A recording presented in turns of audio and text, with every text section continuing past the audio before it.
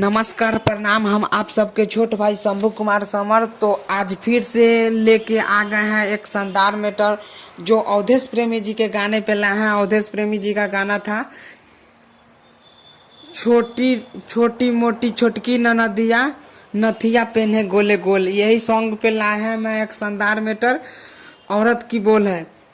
तो song start करने से पहले आप सबसे एक रिक्वेस्ट है कि हमारे चैनल पे नए हैं तो हमारे चैनल को सब्सक्राइब कर लीजिए, ताकि जब भी ऐसे ऐसे हिट मैटर डालूं तो सबसे पहले आप सबके पास पहुंचे। तो चलिए इसका मुखरा स्टार्ट करते हैं।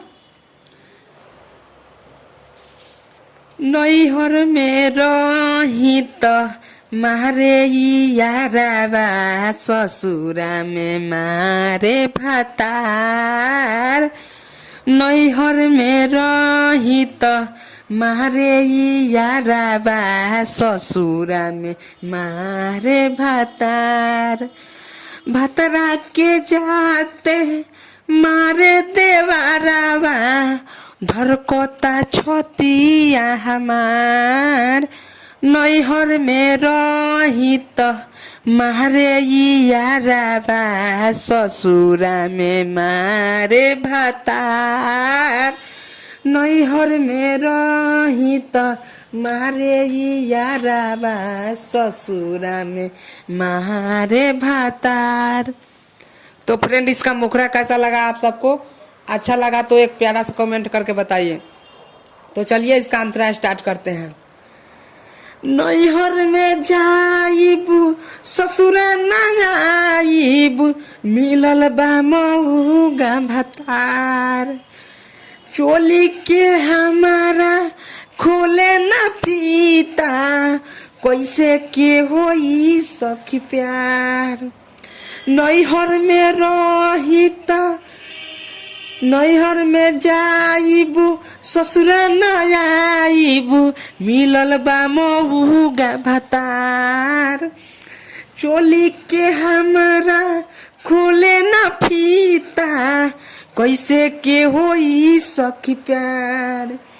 एकरा के छोड़ी दोसर शादी रचाइब, भले होई सब बेकार। नैहर में रही तो मारे यारावा, ससुरा में मारे भातार। नैहर में रही तो मारे यारावा, ससुरा में मारे भातार। तो फ्रेंड, इसका अंतरा कैसा लगा आप सबको? अच्छा लगा तो हमारे चैनल को सब्सक्राइब कर लीजिए, ताकि जब भी ऐसे ऐसे हिट मैटर डालूं तो चलिए इसका नाम अंतरा बताते हैं। दोसरा शादी को के खुशी से रहबो, जल्दी से होई बुलरकोर। राइटर शंभुआ रोशन विशाल जी बाटे मुँह चोर। दूसरा से शादी को के खुशी से रहबो, जल्दी से होई बुलरकोर। राइटर शंभुआ रोशन विशाल जी बाटे मुँह चोर।